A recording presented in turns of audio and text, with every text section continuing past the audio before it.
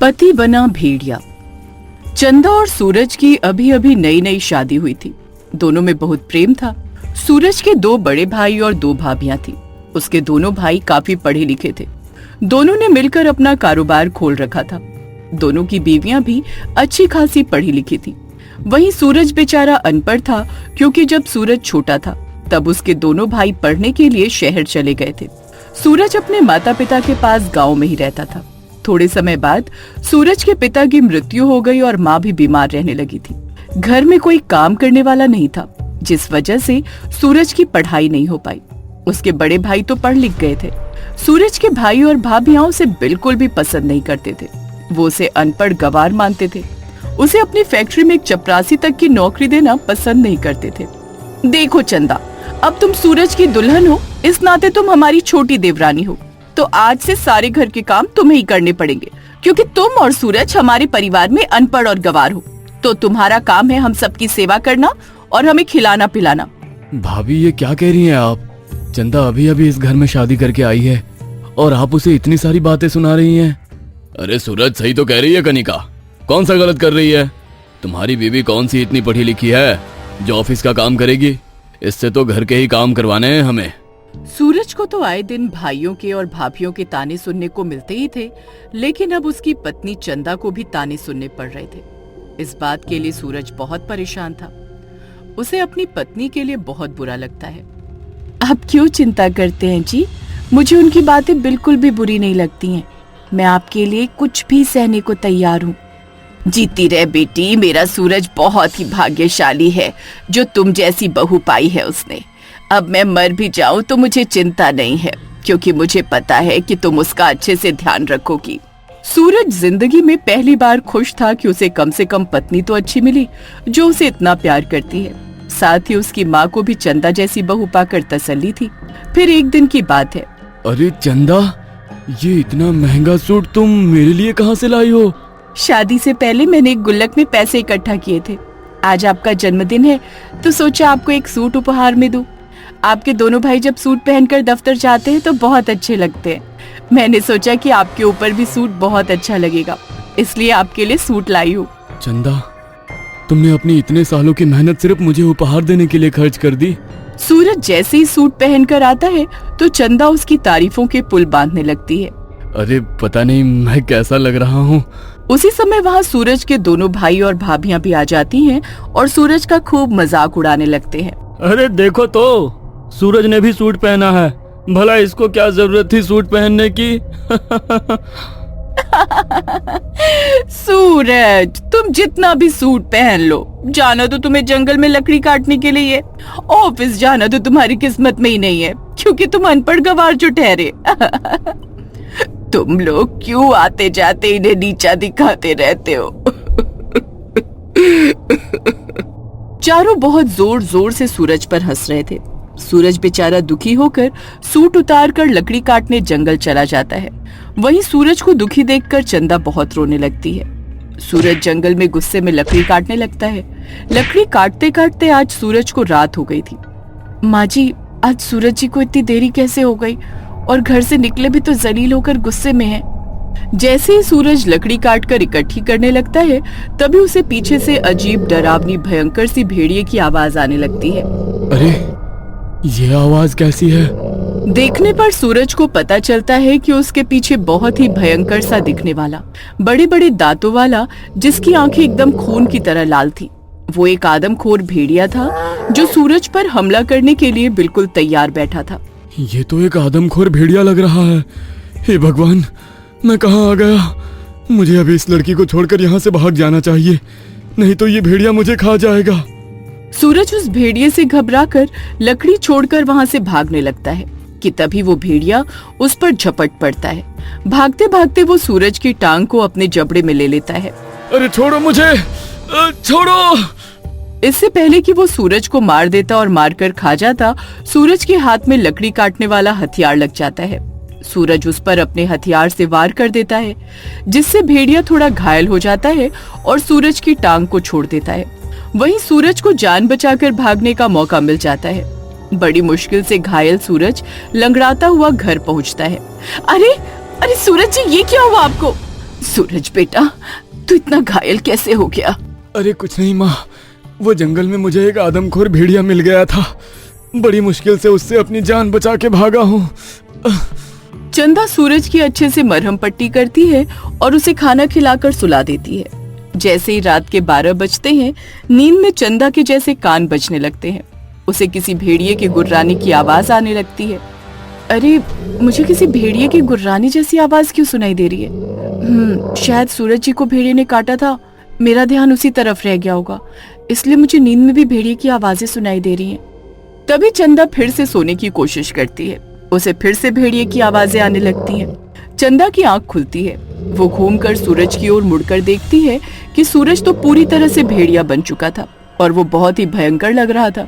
उसके इतने लंबे लंबे बाल, बड़े बड़े दांत और बहुत लंबे नाखून थे। वो चंदा को बस घूरे जा रहा था। सूरज जी, ये क्या हो गया आपको? सूरज जी, आप भेड़िया कैसे बन गए? चंदा कमरे से भागकर बाहर आ जाती है और कमरे का दरवाजा बाहर से बंद कर देती है और बहुत जोर जोर से चिल्लाने लगती है। उसकी चीखें सुनकर सारे घर वाले उठ जाते हैं। क्या हुआ है? तो जनपद गवार को इतनी भी समझ नहीं है कि रात का टाइम सोने का होता है और तू आधी रात को चिल्लाई जा रही है? जेठानी जी, मैं बेवजह नहीं चिल्ला रही हूँ। देखिए ना सूरज जी को क्या हो गया है। सूरज जोर जोर से अंदर से दरवाजा पीटे जा रहा था और भेड़िए की आवाज में गुर्राए जा रहा था।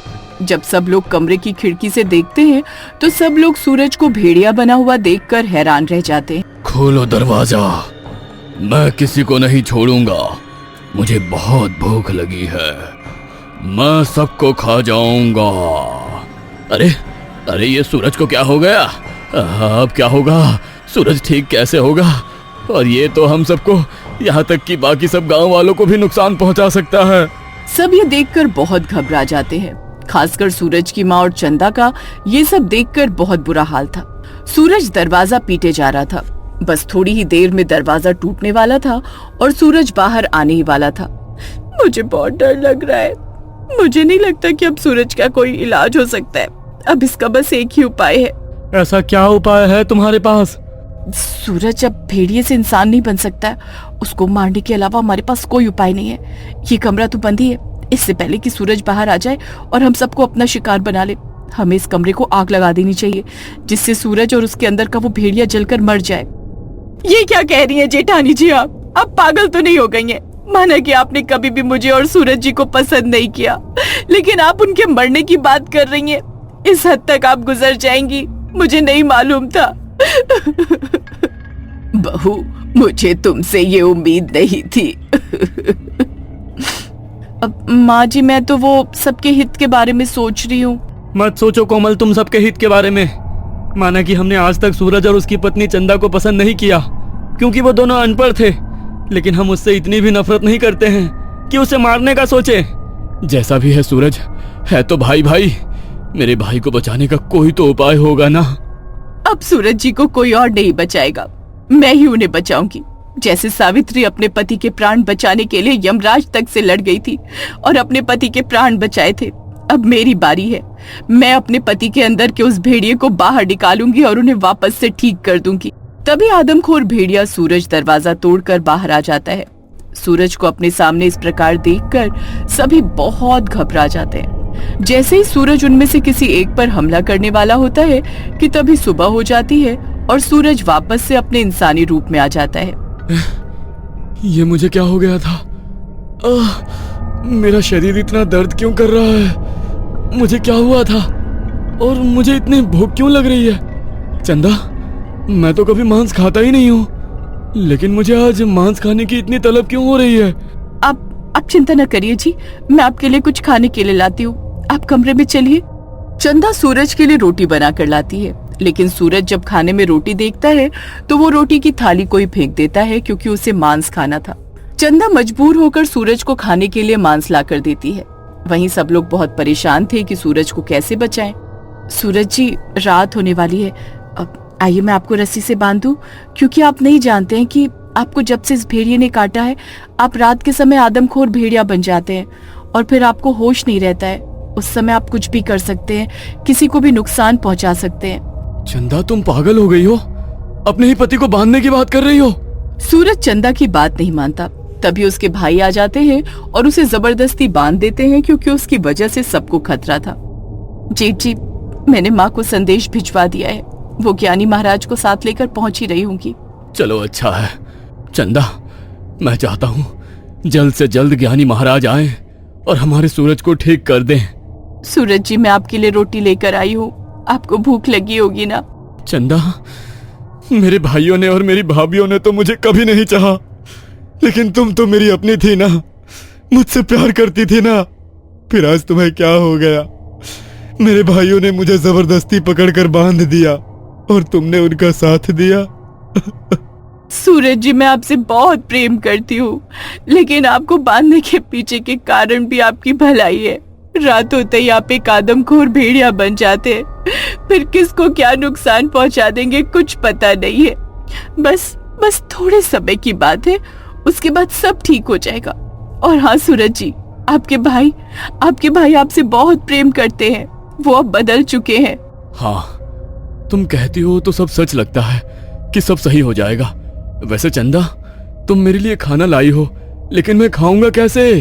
तुमने तो मेरे हाथ बांध रखे हैं। मेरे हाथों की रस्सी तो खोल दो ताकि मैं खाना खा सकूं। ठीक है सूरज जी, मैं रस्सी खोल देती हूँ, पर खाना खाने के बाद मैं फिर से बांध दूंगी। चंदा को सूरज पर तरस आ जाता है और चंदा सूरज की रस्सी खोल देती है। जैसे ही चंदा रस्सी खोल देती है, सूरज उसी समय भेड़िया बन जाता है। अब मैं तुझे नहीं छोड़ूंगा, मैं तुझे खा जाऊंगा। मुझे मांस खाना है तुम्हारा। नहीं सूरज जी, मुझे छोड़ दीजिए, मैं आपकी पत्नी हूँ। ये देखिए मंगलसूत्र जो आपने मुझे पहनाया था, मुझे पहचानने की कोशिश कीजिए। सूरज अब पूरी तरह से एक ताकतवर आदमखोर भेड़िया बन चुका था। अब उसे किसी की भी पहचान नहीं थी। सूरज चंदा के गले पर अपने दांत दबाकर उसका खून पीने लगता है। वो चंदा का खून लगातार पिए ही जा रहा था। अब चंदा धीरे धीरे बेहोश हो ही रही थी कि तभी सारे घर वाले और चंदा की माँ तांत्रिक को लेकर वहां पहुंचती है। तांत्रिक चंदा की ओर एक माला फेंकते हैं और चंदा से कहते हैं, चंदा बेटी, होश में आओ। तुम ये माला जल्दी से इस भेड़िए के गले में डाल दो। हिम्मत जुटाकर चंदा उस माला को आदमखोर भेड़िए के गले में डाल देती है। धीरे धीरे करके सूरज के शरीर से आदमखोर भेड़िया निकल जाता है। सूरज अपने इंसानी रूप में वापस आ जाता है। ये मुझे क्या हो गया था चंदा? और तुम्हारे गले से ये खून कैसे बह रहा है? तांत्रिक चंदा से कहते हैं कि भेड़िए के काटने से वो भी भेड़िया बन सकती है। उसके लिए तांत्रिक बाबा चंदा को एक भस्म गले पर लगाने को देते हैं। चंदा वो भस्म अपने गले पर लगाती है, जिससे उसका जख्म ठीक हो जाता है। साथ ही पूरा परिवार सूरज को बचाने के लिए तांत्रिक बाबा का बहुत धन्यवाद करता है। धन्यवाद आप मेरा नहीं, अपनी बहू चंदा का कीजिए। ये माला उसी के हाथ से आपके बेटे सूरज के गले में जानी चाहिए थी, तभी उसके अंदर का वो भेड़िया बाहर निकल पाता। लेकिन ध्यान रहे, ये माला कभी भी सूरज के गले से नहीं उतरनी चाहिए, क्योंकि उस भेड़िए का साया अभी भी सूरज के ऊपर से नहीं उतरा है।